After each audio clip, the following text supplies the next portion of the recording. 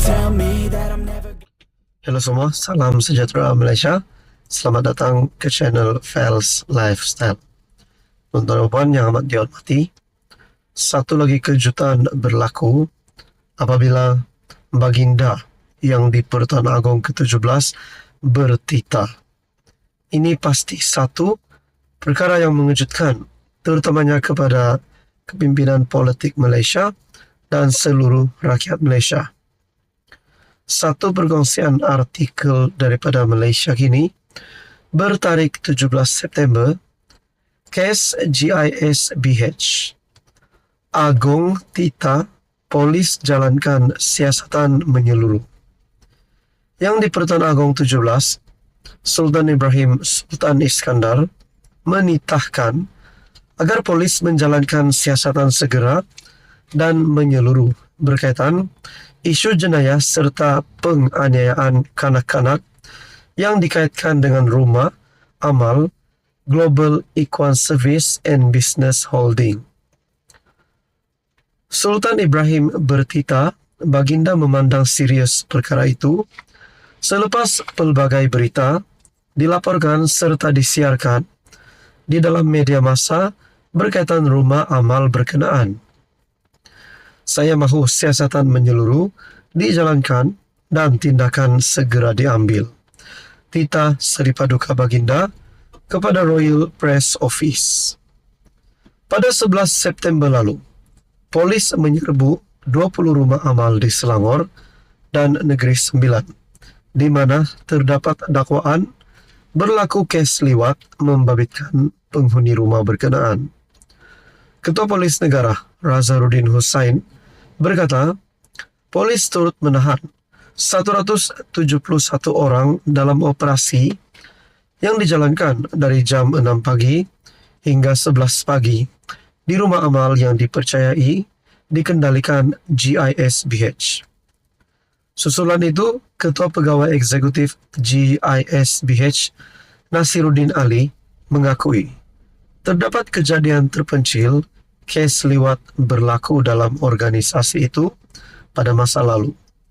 Nasiruddin berkata, kes-kes berkenaan telah ditangani secara dalaman kerana GISBH sedar ia merupakan kesalahan undang-undang. Bagaimanapun, dia tidak memberikan perincian lebih lanjut mengenai kes liwat tersebut. Razarudin memaklumkan sebanyak 96 akaun yang dikaitkan dengan syarikat itu telah dibekukan untuk membantu siasatan. Dalam pada itu, Sultan Ibrahim bertitah, perkara berkaitan akidah umat Islam seharusnya dipelihara setiap masa dan tidak boleh dipandang ringan.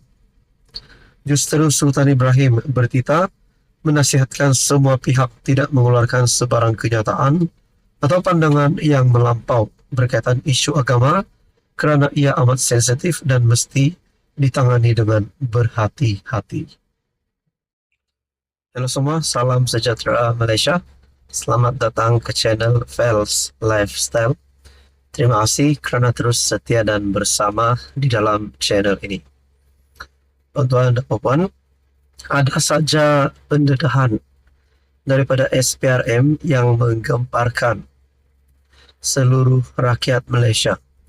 Seleweng dana sana-sini, penyalahgunaan kuasa, salah guna jawatan yang mereka ada, sehingga menyebabkan kes rasuah di Malaysia ini semakin menjadi-jadi. Namun pada akhirnya, di bawah pemerintahan Perdana Menteri Datuk Seri Anwar Ibrahim, banyak kes rasuah yang berjaya ditumpaskan SPRM. Satu isu terkini ataupun satu keputusan terkini daripada SPRM yang pasti mengejutkan ramai. Mereka lah yang dipercayai, mereka lah yang diberikan amanah tanggungjawab, tapi mereka jugalah yang merosakkan kepercayaan rakyat Malaysia terhadap mereka.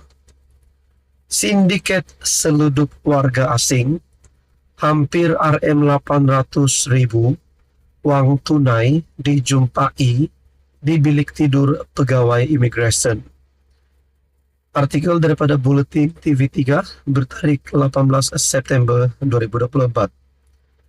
SPRM membuat pendedahan mengejutkan berhubung sitaan bagi sindiket penyeludupan warga asing menggunakan modus operandi counter laluan khas ataupun counter setting.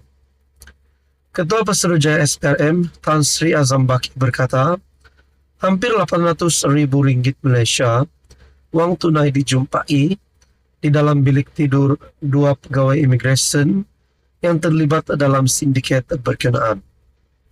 Sitaan wang tunai antaranya sebanyak RM518,250 kita pernah jumpai daripada pegawai imigresen kanan grade KP22 wanita di Pahang.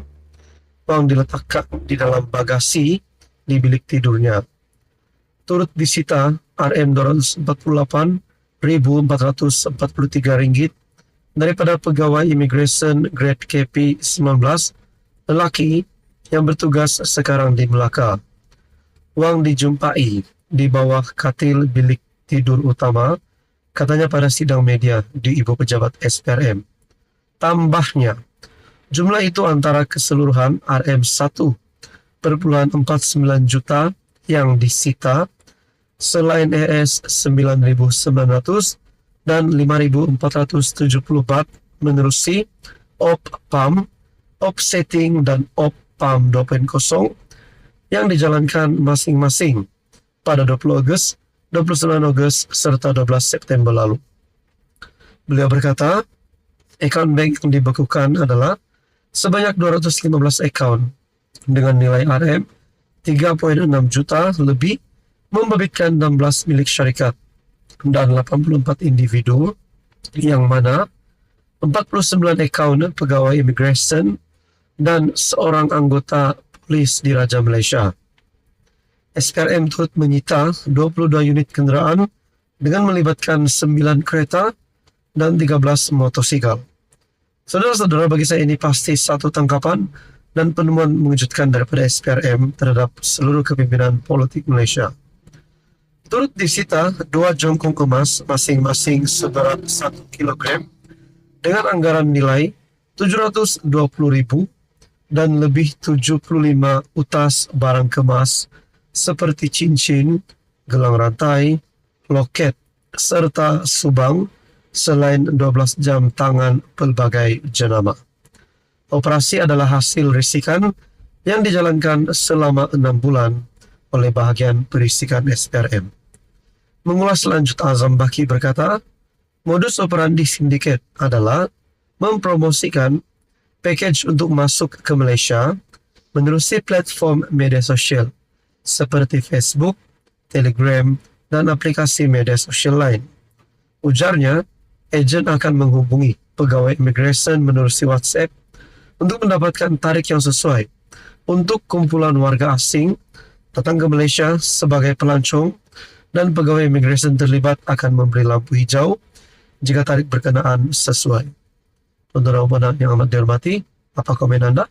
Ini pasti satu tangkapan dan penemuan mengejutkan seluruh rakyat Malaysia.